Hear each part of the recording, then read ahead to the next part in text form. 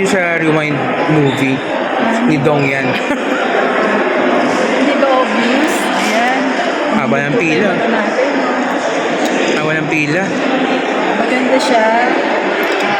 Nakakaiyak. Pero tumatawa. Pero nakakatawa. Ano siya? Nakakatawa si Jess. Oo, comedy din. Comedy din naman. Realization siya. Ayan. Wake up call. Anong realization? Ako, realization ko na yung time, mahalaga siya. Tapos, basta lahat ng oras mo, tugol mo sa pamilya mo. Ayan. Natawa ako kay Lods. Lods, tahimik lang ako. Ayun, lahat ng pangarap mo, tuparin mo kasi sa totoong buhay, walang iway. Yun. So, yung mga hindi mo pa nakakatawad, kaya Lods, tahimik lang ako. Wala akong kanalaman dito, Lods, ha?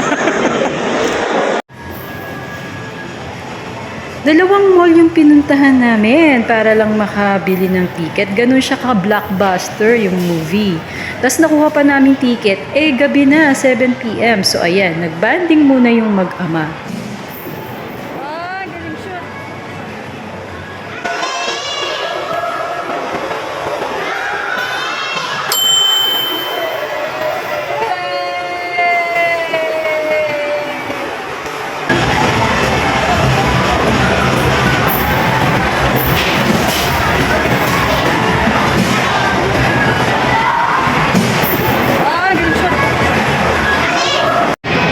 Agis, yan!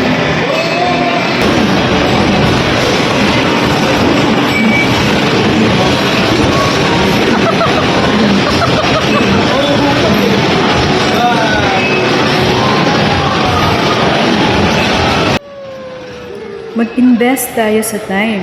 Kasi yung investment, yung pera, mababawi mo yan.